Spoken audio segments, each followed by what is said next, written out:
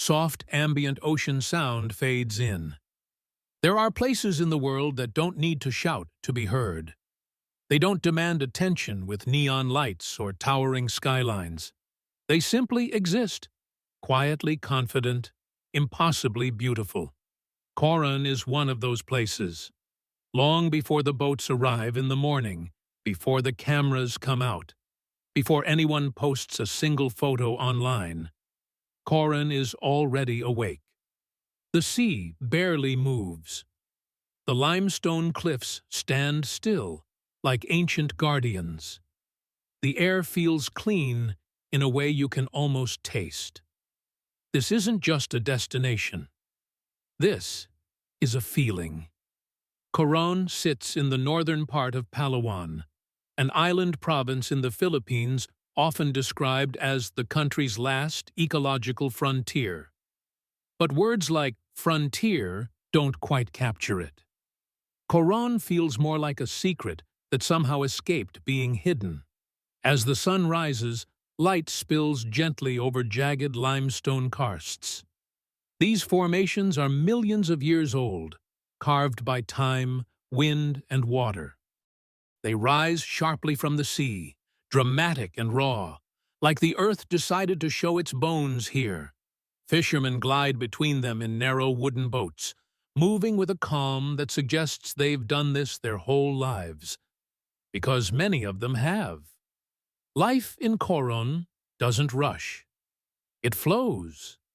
The town itself is modest. No towering resorts, no massive highways, just small shops, family-run eateries, tricycles humming along dusty roads, and people who still greet strangers with genuine curiosity. Tourism exists here, yes, but it hasn't swallowed the soul of the place. And then there's the water. The first time you dip your hand into Coron Sea, you understand why people fall in love and never quite recover. The water is impossibly clear, shifting shades of turquoise, emerald, and deep blue, depending on the light. You don't need to snorkel yet to see life below. Fish move like living brushstrokes beneath the surface. Once you do put on a mask, everything changes. Coron is home to some of the most breathtaking snorkeling and diving spots in the world. Beneath the calm surface lies a hidden history.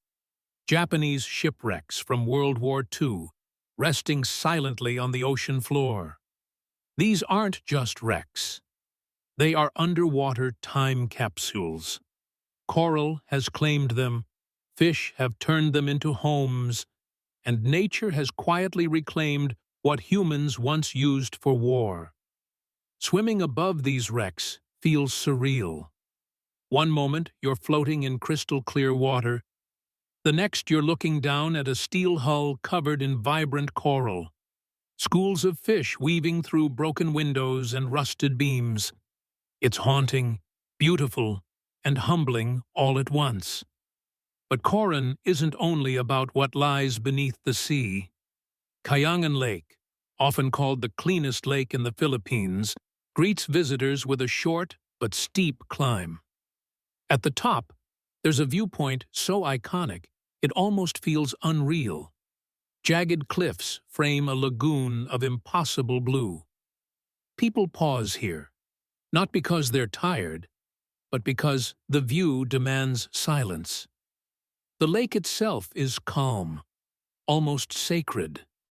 Half saltwater, half freshwater, it holds a balance that mirrors Coron as a whole. Swim slowly. Listen to your breath. The limestone walls rise around you, and for a moment, the outside world disappears. Barracuda Lake offers a different kind of magic. There's no dramatic shoreline here, no obvious spectacle at first glance. But once you enter the water, you feel it. The temperature shifts as you swim deeper, warm and cool layers mixing in strange, almost dreamlike ways. Divers talk about it in hushed tones, like a shared secret. This is not a place you rush through. Island hopping in Coron isn't a checklist activity. It's a journey. One island leads to another, each with its own personality. Twin Lagoon welcomes you through a narrow opening between towering cliffs, where sunlight dances on the water's surface. At certain times of day, the water turns milky blue as fresh and salt water mix, creating a natural phenomenon that feels almost magical. Some beaches are small, tucked away between cliffs, with powdery white sand and no footprints except your own. Others open wide to the horizon, where palm trees sway lazily, and the only sound is the sea meeting the shore. Lunch is often freshly grilled fish, rice, and fruit, eaten with your hands, sitting on a boat or a beach, smiling without realizing you are. And then there are the people. The Tagbanua, one of the indigenous groups of Palawan, have lived in harmony with this land and sea long before Coron became known to the world. Their connection to nature is deep, respectful, and intentional.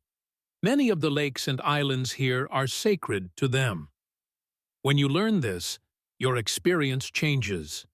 You don't just visit Coron, you're invited into it. In the evenings, Coron town slows even further. The sky turns orange, then pink, then deep purple. Locals gather near the water. Travelers sit quietly, replaying the day in their minds. Conversations drift between tables at small restaurants. Laughter mixes with the sound of clinking bottles and distant waves. There's no rush to sleep, but no need to stay up late either. Coron doesn't seduce you with excess. It gently reminds you how little you actually need. One of the most unexpected experiences here happens away from the sea. Natural hot springs, heated by geothermal activity, offer a place to soak under the stars. As steam rises into the cool night air, the sky above reveals constellations untouched by city lights. Muscles relax. Thoughts slow. People talk softly, if at all. And somewhere in that quiet, something shifts. Coron has a way of recalibrating you.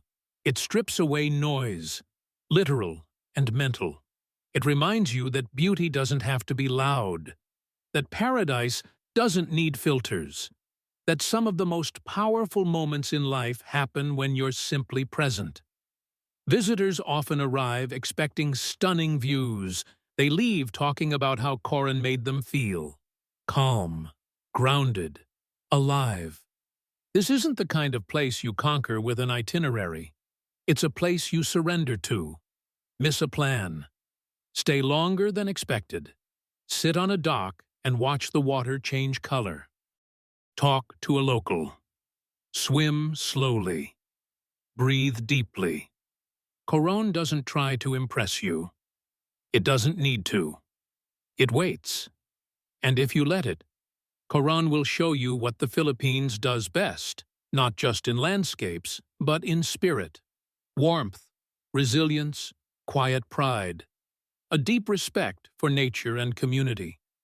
In a world that keeps moving faster, Coron remains still enough to remind us why we travel in the first place.